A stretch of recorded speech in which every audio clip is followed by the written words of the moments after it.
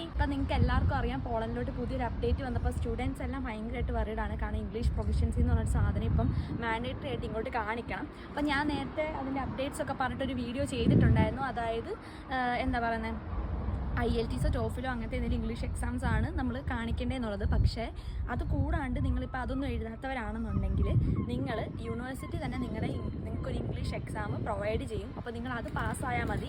ഒരു minimum 50 above 55 ഒക്കെ ഉണ്ടെങ്കിൽ നിങ്ങൾക്ക് അഡ്മിഷൻ കിട്ടും. അപ്പോൾ അത് കാണിച്ചാൽ മതി. അപ്പോൾ നിങ്ങളതിന് അടിച്ച് ടെൻഷൻ ആവണ്ട. ഇപ്പോൾ IELTS TOEFL നിങ്ങൾക്ക് എഴുതാൻ ബുദ്ധിമുട്ട് അല്ലെങ്കിൽ ടെൻഷൻ അടിച്ചിരിക്കുന്നവരായിരിക്കും മേ ബി ഇങ്ങോട്ട് പോളണ്ടിലോട്ട് നോക്കുന്നത്. ഇപ്പോൾ ബാക്കിയുള്ള യൂറോപ്യൻ കൺട്രീസിനെ പോലെ പോളണ്ടും ആക്കിയേ ഉള്ളൂ. യൂണിവേഴ്സിറ്റീസ് നിങ്ങൾക്ക് അതിനുള്ള എക്സാംസ് പ്രൊവൈഡ് ചെയ്യും.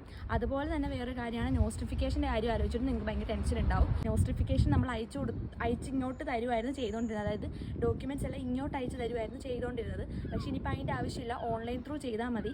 അപ്പം നേരത്തേക്കാളും കുറച്ചുകൂടെ അത്രയും ഡിലേ ഉണ്ടാവത്തില്ല. അതായത് ഇനിയിപ്പോൾ എത്ര ചെയ്ത് വന്നാലും ഇനിയിപ്പോൾ ഈ ഒരു ഇന്ത്യക്ക് കഴിയുമ്പോൾ നമുക്ക് എത്ര നാളുകൊണ്ട് കറക്റ്റ് കിട്ടുമെന്ന് അറിയത്തുള്ളായിരിക്കും. പക്ഷേ 60 days ആണ് മിനിമം പറയുന്നത്. ബട്ട് എന്നാലും നിങ്ങൾ നേരത്തെ ഈ ഡോക്യുമെൻറ്റ്സ് ബാക്കി കഴിഞ്ഞ ഇന്ത്യക്കിലൊക്കെ ചെയ്യുന്ന പോലെ പിള്ളേരിങ്ങനെ അയച്ചു കൊടുത്ത് ഇവിടെ കൊണ്ട് നോക്കുന്നതിന് നല്ലത് ഇങ്ങനെ ഓൺലൈൻ ത്രൂ ചെയ്യുമ്പോൾ കുറച്ചുകൂടി എളുപ്പമായിരിക്കും. അപ്പോൾ ഇത് രണ്ടും പറയണമെന്ന് തോന്നി. അപ്പോൾ ഇത് നിങ്ങൾ ആലോചിച്ച് ടെൻഷൻ ആവേണ്ട. ഇനി പോളിൽ നോക്കിയാൽ പ്രശ്നം ഉണ്ടാകുമെന്ന്, അങ്ങനെ പ്രശ്നങ്ങളൊന്നും ഇല്ല.